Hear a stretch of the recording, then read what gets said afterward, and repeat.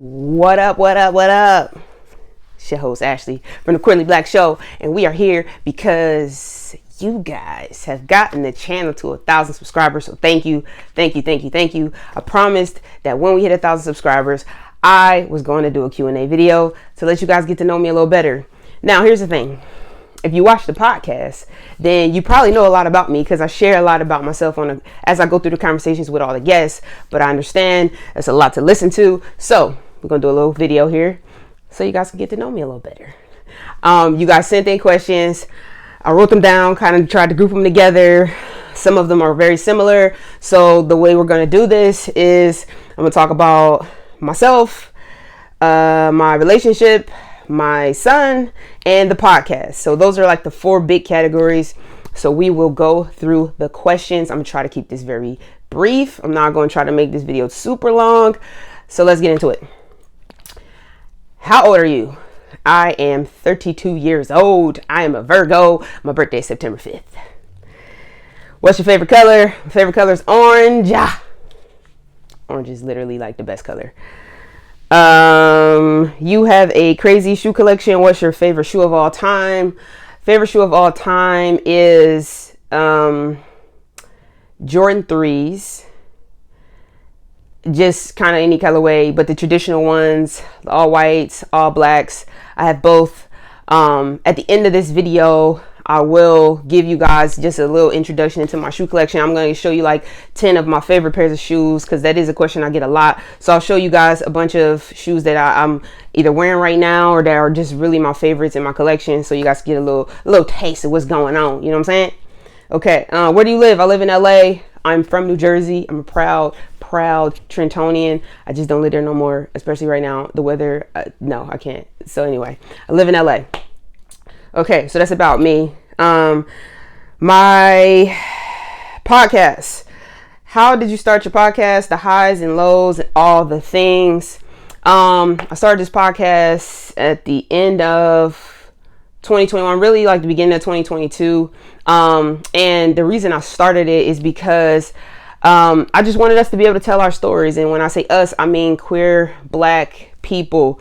It's very important that we are not looked at as a monolith. We are not all one note. We are not the one token character in every TV show. And so it was really important for me to show representation of all different types of queer people, and show the spectrum. We are all very different. We don't all look the same. We don't all have the same story. There's a lot of similarities, but they are not all the same. And so, the highs and the lows, getting started was, it was, sometimes I think in anything that you do, sometimes you question whether or not it's going to be received the way you intend. That was probably my biggest fear, was that people wouldn't get out of it what I had intended for them to get out of it. And that, the platform might get clouded with the other side of the world that doesn't believe in, being gay or being a part of this community as a real challenge. And so I was nervous that, we might get overshadowed by some of that, but God is real, and I pushed through and didn't let any of that stop me. The highs are whenever people listen to a story and feel connected to the guest. Whenever somebody writes me a comment or sends me a note and says, hey man, like I really love that person, or somebody goes and follows a guest and the guest reach out to me and say, hey man, these people they felt like they felt seen by my story, because that's the whole goal, is that every guest shows a different part of the spectrum of being queer and Black, and that people are able to relate to them. So as long as we're doing that, we're good. My dream guest to interview, my first dream guest was Niecy Nash and Jessica Betts, and as you guys know, I already interviewed them, and so that was an amazing experience for me just to talk to them. My next dream guest is Wanda Sykes. I love Wanda Sykes. I think she's obviously an amazing comedian. Her sense of humor is very, very, very witty, very a-hole-ish, and She's just an amazing, authentic person, and very open about her lifestyle, very open about her marriage, very open about her kids and all the struggles. And so I just love her as a person, and I would love to interview her. My relationship, how did you and your wife meet? Me and my wife met in college in 2008, August 2008. I saw her. She was over there. She was wearing, this is how long ago we met, y'all. This is when people was wearing Creative Rex. Y'all remember Creative Rex? Yeah. Everybody had them. 2008, go back, 2008. We met in college. We went to Howard, and we were on the Yard. If you know Howard, you know what the Yard is. Running from some craziness that was going on down the hill, and we just happened to be in the same area. We got connected somehow. We lived in the same dorm. I lived on the 4th floor. She lived on the 3rd floor. We started going to lunch together, hanging out. We were really just friends. I always say she redshirted me because I was 17 when we met and she was 18. I was turning 18 in a couple of weeks, but I just feel like when she met me, she was like, oh yeah, you know what I mean? I like Shorty, but she's 17. Like I can't pull up on her. She's 17. Anyway, so we were friends for quite a while, a couple of months, and then she came home with me for Thanksgiving because we, obviously Howard's in DC, I lived in Jersey, and she lived in California. So I was like, hey, you can just come to my house for Thanksgiving. Like my family's super cool, whatever. And she came. That's not an odd thing for people who have been to college. If you live far away, typically it's not foreign to go to the house of someone who lives nearby, because Christmas is right around the corner and you're about to go home for the holidays. So anyway, that wasn't odd at all. Came home with me for Thanksgiving, and one thing led to another, and she came back as more than just my friend. Who made the first move? Y'all know who made the first move. Come on now. You know who made the first move. How do you sustain a relationship for 15 years? This is a question I get a lot about longevity in relationships. And I think the biggest thing for us is to be honest, to be open. We have all of the hard conversations. We just allow each other to be ourselves. I don't try to change her. She don't try to change me. We just allow each other to grow and be who we want to be authentically and not try to change each other. I think that's a big deal, is not trying to make somebody be somebody that they're not, right? And loving them for who they are and evolving when you've been together from as young as we were to, being in our 30s and life changing so much. A lot happens. You change a lot. You evolve a lot. You're not the same person I'm not the same person I was when I was 18 as I am now at 32. And so with that, we have to give each other the space in the room to be able to grow and to be able to change and to be able to foster new relationships and develop new habits, add new dimensions to ourselves. And so I think that's probably one of the biggest things, is just living authentically into who we are. And I think also just keeping it fun. I'm a very lighthearted, 90% of the time, I don't take myself serious person. And she's more on the serious side than I am, but I am who I am. She is who she is. I'm very spontaneous, very last minute, very like, hey, let's do this, let's do that, and she loves it. And, I love her groundedness and her structure and all of that. It's a great balance. So just be yourselves. I think live into who you are. Don't try to change each other. Biggest things. Next thing is my son. How did you conceive your son? We went through IUI. IUI is the process essentially where you get a donor, you use a donor sperm and my wife's eggs, and we had the donor sperm injected into my wife through a doctor.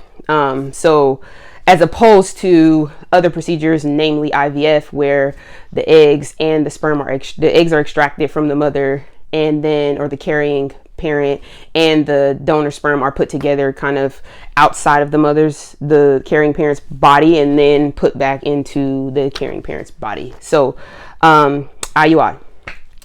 Why don't you show your son's face online?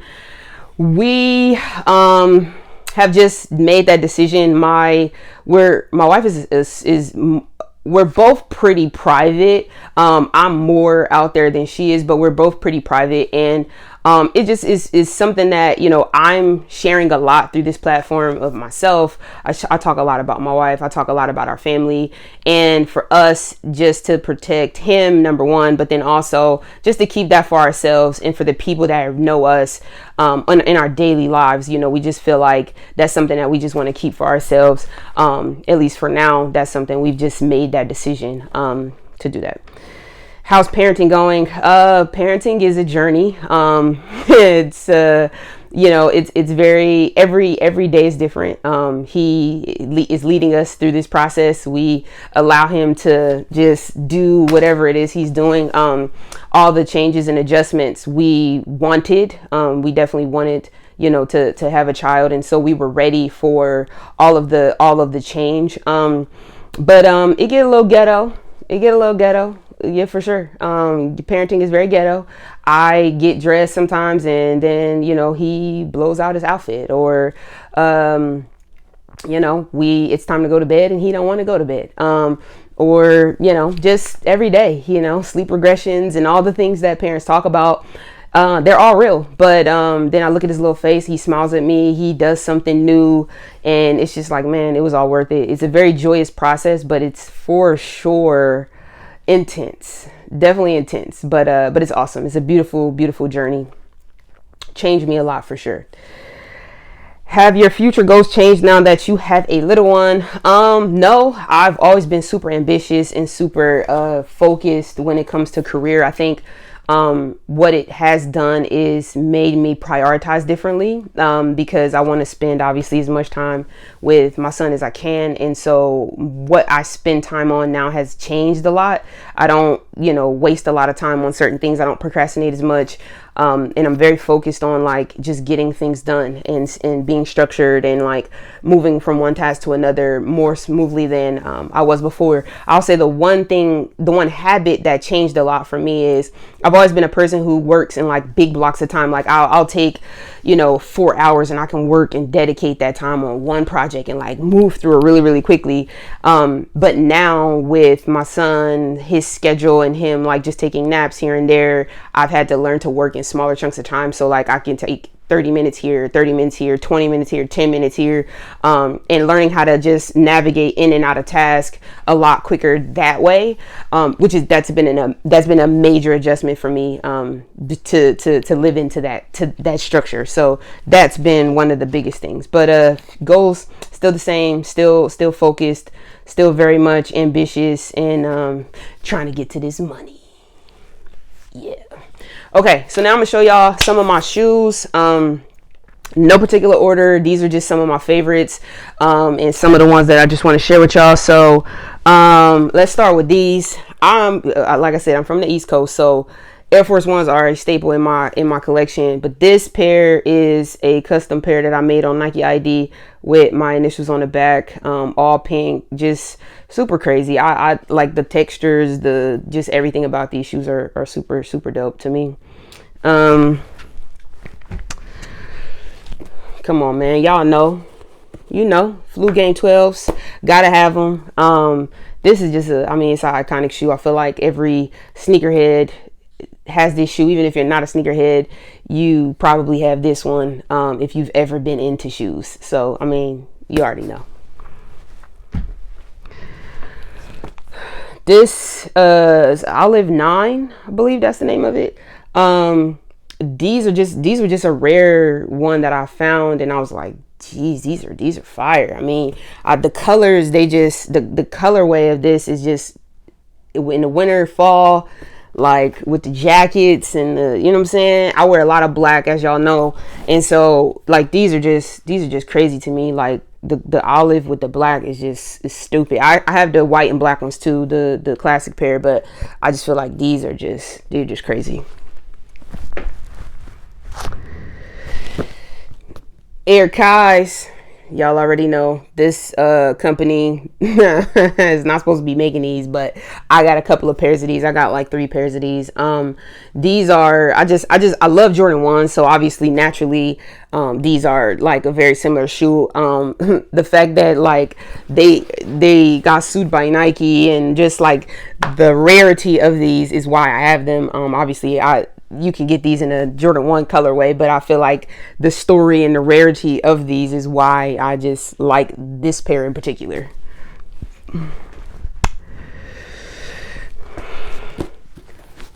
Shattered backboards. I mean, what more do I need to say? Like, these are just, this, I feel like of the last, I want to say like maybe 4 or 5 years, this was one of the ones that just like was a crazy release.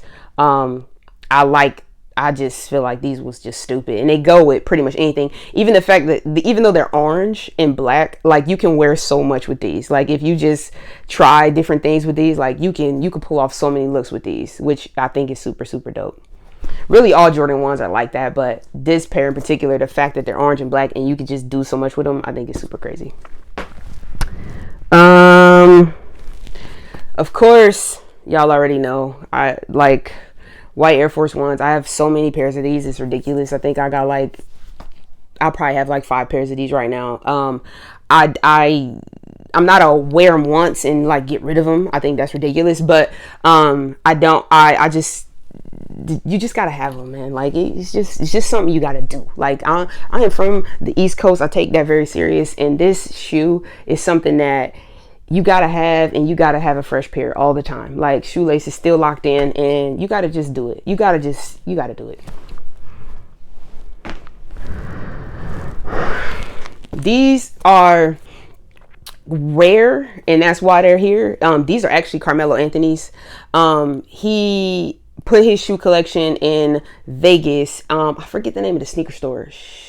I always forget. I don't remember the name of the shoe store in it's in Vegas in Caesar Palace, but I always forget the name of that place. When I find it, I'll put it somewhere here. But anyway, the sneaker store is in Vegas in Caesar Palace, and Carmelo Anthony, this guy, he basically goes to celebrities' cribs and like puts their shoes in his shop to sell. And this one is one of Carmelo Anthony's from his collection. It's so original that it didn't even have the insole in it, because y'all know basketball players and some athletes too, they take the insoles out their shoes and they have custom ones. So they didn't even have insoles. I had to get insoles for these, so I just thought that was super cool to just have a pair of his shoes. It's a sample shoe. It don't even have a tag in it. It just has like the little stitching in here from, I guess, when they made them for him. So I just thought that was super cool, and it's also super cool that like we wear the same size. I think that's dope. That means my feet are big as hell, but like whatever. Travis Scott's, I mean, I've been wearing the hell out of this. I just love this shoe. Y'all know Travis Scott's are always a crazy pickup. And so I just love the shoe. I love the colorways, the black, the white, the blue, the stupid, man. Just stupid. Went crazy. Olympic, I don't know if this is a 6 or 7. I always get the numbers confused, but the Olympic colorway is just always a classic colorway. I love these, which, I mean, y'all know this the Olympic colorway. And I also have these. This shoe, this is the first gift my wife ever bought me 15 years ago. She bought me these, and I still have them. They're like beat down, but I won't get rid of them. This was the first thing she ever bought me in the Olympic colorway, mids, Jordan 1s, forever ago. But they mean a lot to me. They're very sentimental, so you know I keep them.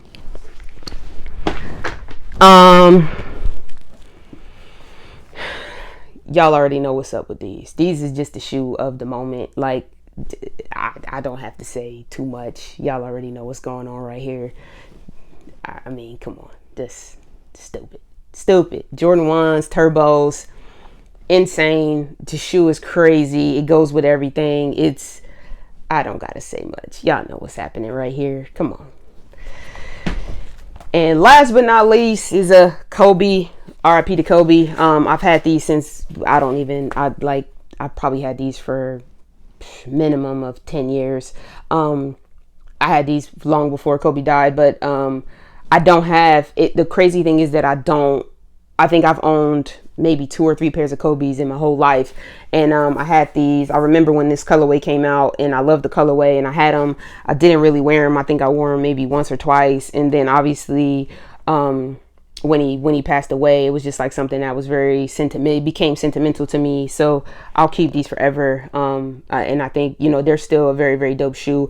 Just not something that I wear a lot, or I wear ever really. But I just thought that they were a very, you know, cool shoe when I got them.